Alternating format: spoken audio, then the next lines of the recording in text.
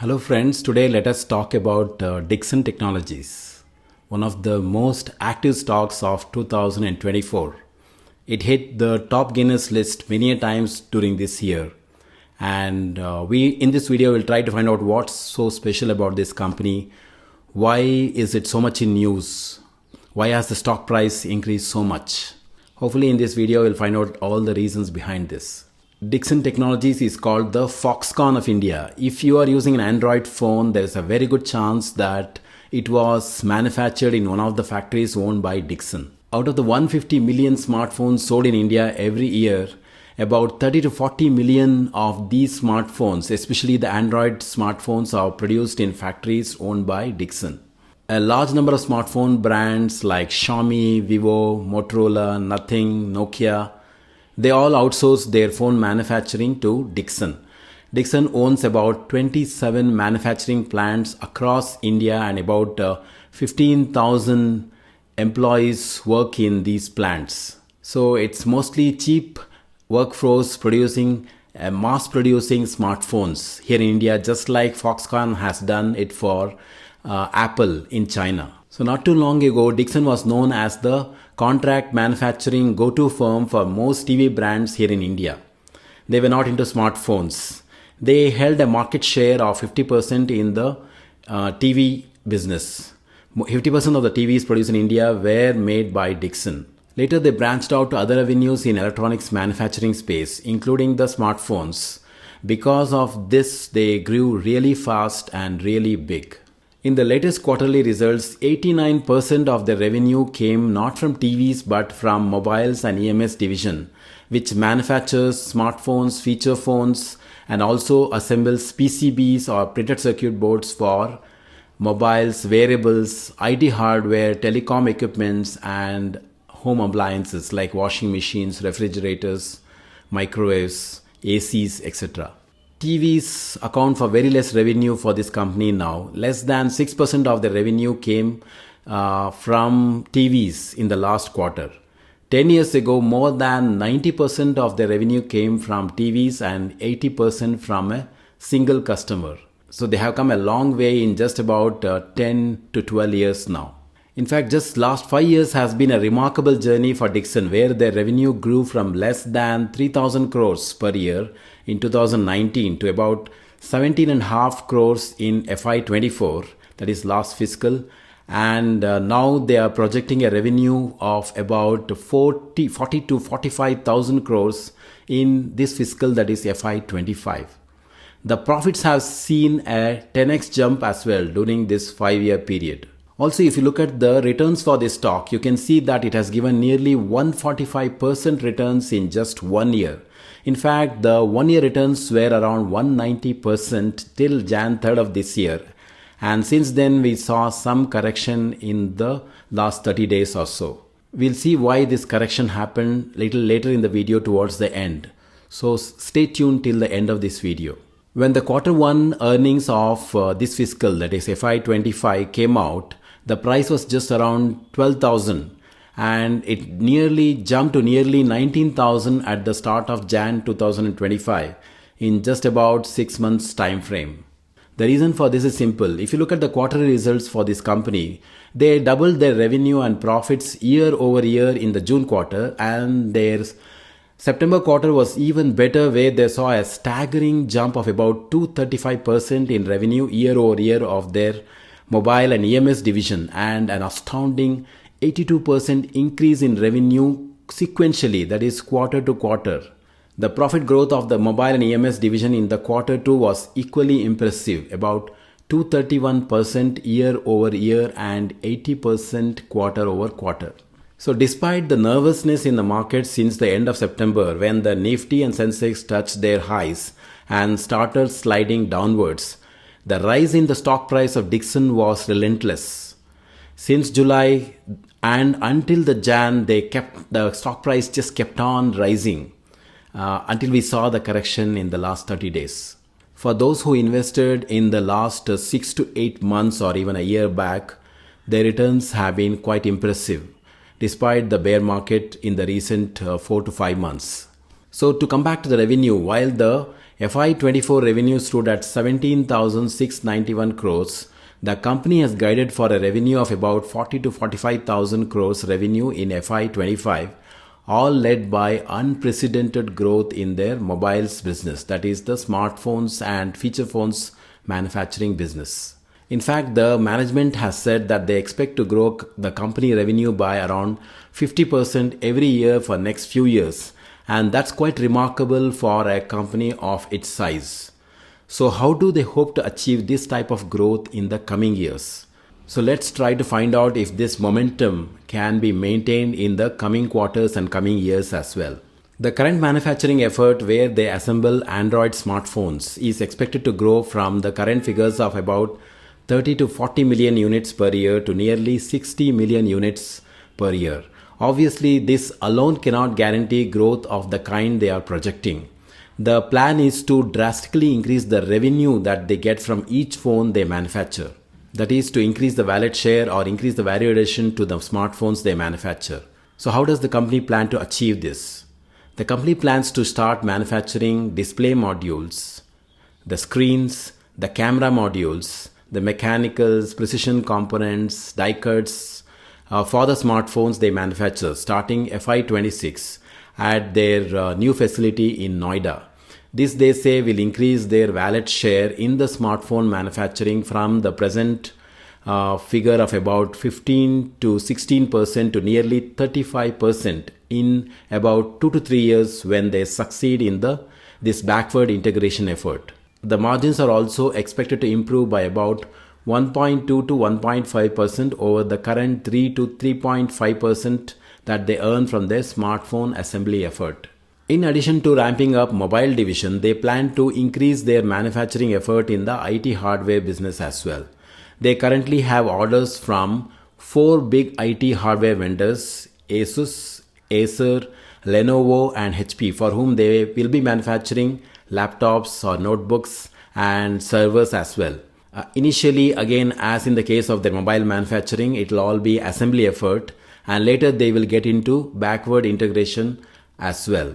Now let me give some perspective for you of what the market is for both mobile manufacturing and IT hardware business here in India. India is the second largest smartphone market in the world, just behind China. While China has 1 billion smartphone users, India has about 700 million. I think for US it's around 250 million. The mobile phone market in India is valued at around 3,40,000 crores per year. Currently, Dixon manufactures about 20% of the phones released here, and for the phones they manufacture, their value addition is about a mere 11 to 15% because they mostly do assembling of parts imported from China, Taiwan and Korea. Once the backward integration happens in 2 to 3 years from now, their wallet share should increase to around 30 to 35%. Also, in future, up from the present figure of 20%, they expect to make about 35% of the phones shipped from here. Further, they plan to improve their exports of their phones to markets outside of India in coming years. India exported about 10 billion worth of smartphones in FY23. I think 5 billion of these were iPhones manufactured by Tatas. And exports from India of smartphones is expected to grow to about 100 billion US dollars in next 5 to 6 years. Dixon plans to grab a good share of this in the coming years.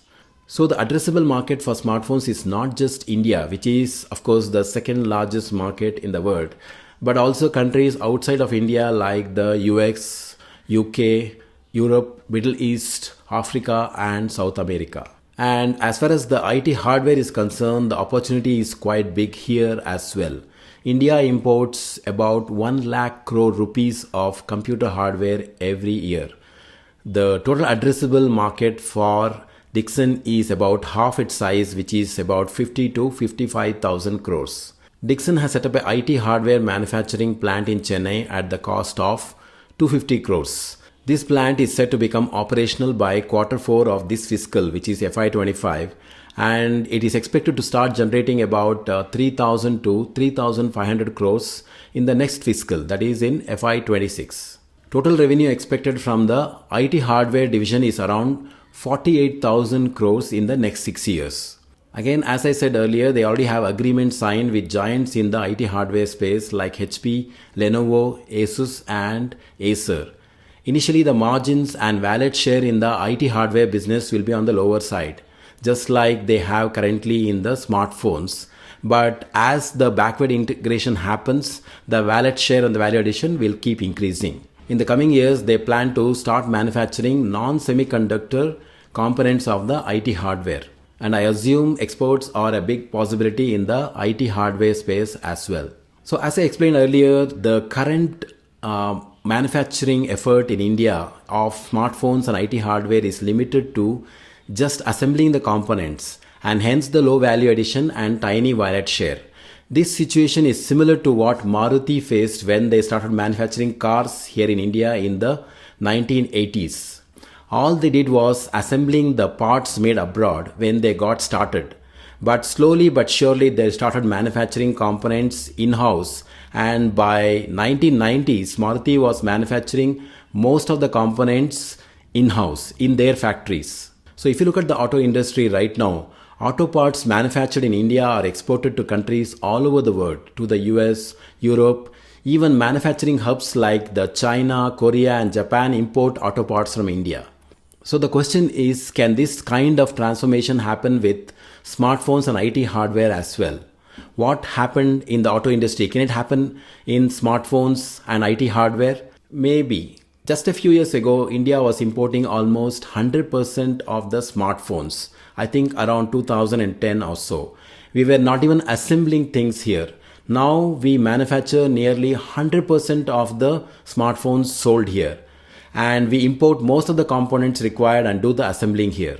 In just a few years from now, with the push from the government and with the help of funding from the PLI schemes, we hopefully will have the components manufactured locally as well, and who knows, we might export these as well. So you can now imagine the kind of opportunity that companies like Dixon, Keynes and Amber are sitting on at present. Dixon presently stands at 21st in the list of biggest EMS companies in the world. Their CEO says he hopes Dixon will be in the top 10 in 5 years, but is by 2030. And he hopes Dixon will be in the top 5 EMS players in the world in the next 10 years. So hopefully we now understand the big opportunity that lies ahead of this firm, and that the future looks bright and company is poised for big growth in the coming years. But given this opportunity, what are the risks and challenges for the firm?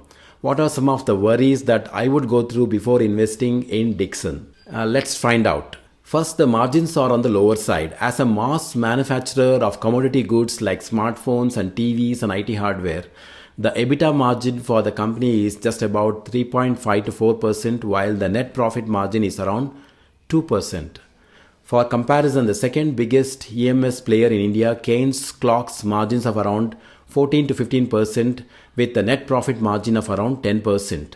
This is because Keynes manufactures a little high-end products, niche products which require a little more technical innovation, while for Dixon it is mostly a commodity business where the manufacturing requires very little technical innovation and there is very little differentiation among the various manufacturers for making TVs or smartphones or the tablets. So the low margin talk has repeatedly come up for the company, and the management has to say this.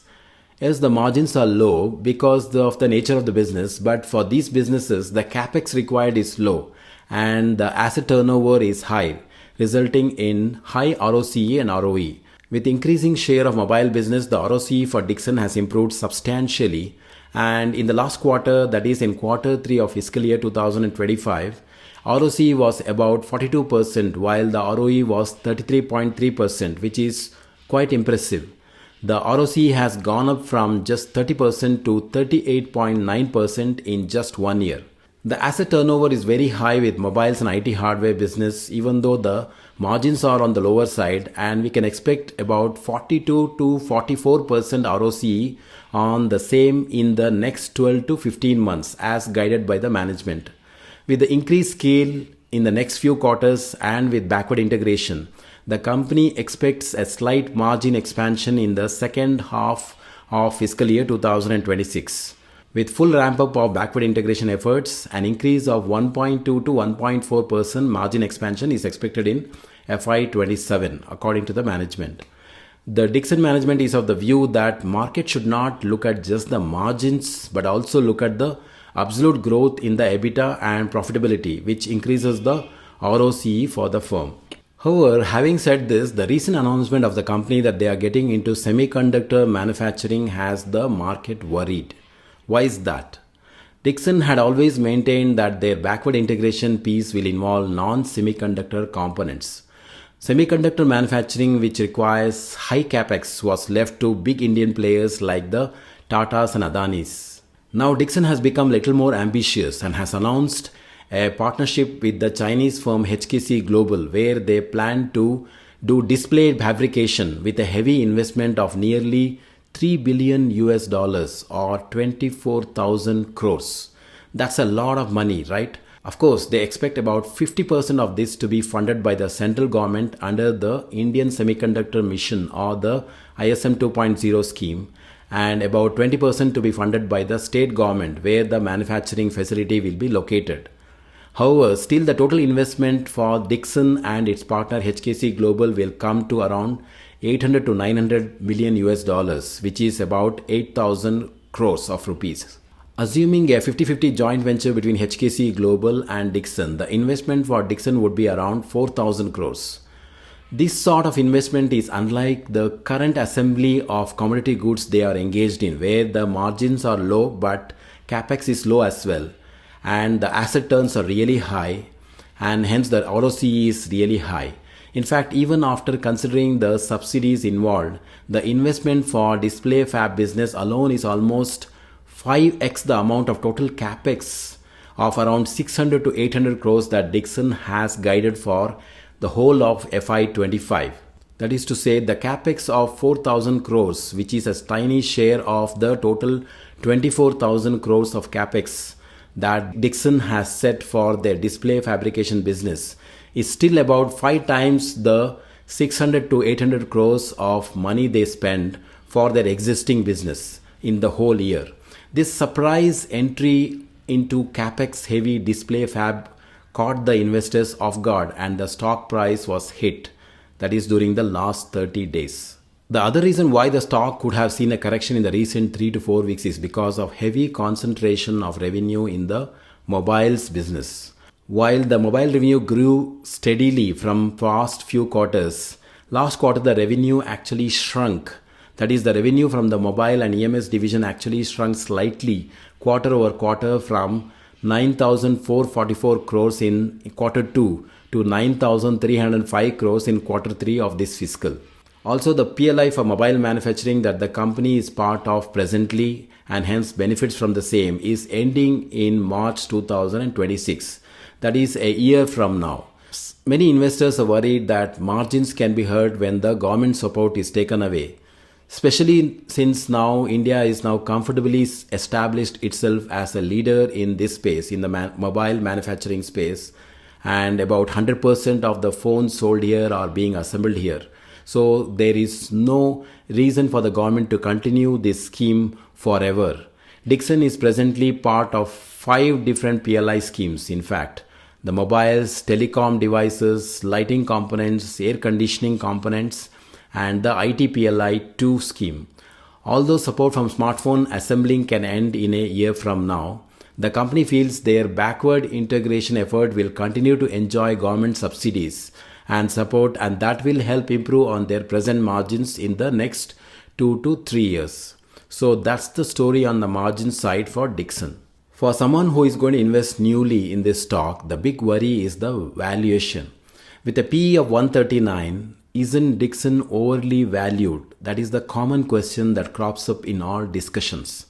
Even with the projected growth for the firm, which is 50% year over year, it will take about 1.5 to 2 years to see valuation reach reasonable levels. The EPS may reach 150 this fiscal year and about 230 or so in FY26 if the current growth is sustained. Even at the current stock price, EPS needs to reach 300 for the PE to hit 50. As someone pointed out, the valuation is so high that there is little room for slowdown or degrowth.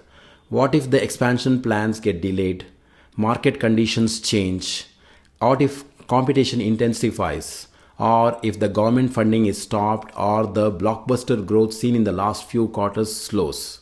What will happen then? What will be the situation then? Can the present stock valuation stay? Already in the quarter 3 of this fiscal, we have seen mobiles and EMS divisions shrinking by 1% quarter over quarter. LED, TV and refrigerators have seen a degrowth of minus 55% quarter over quarter and minus 32% year over year. Home appliances by minus 29% quarter over quarter, lighting by minus 14%.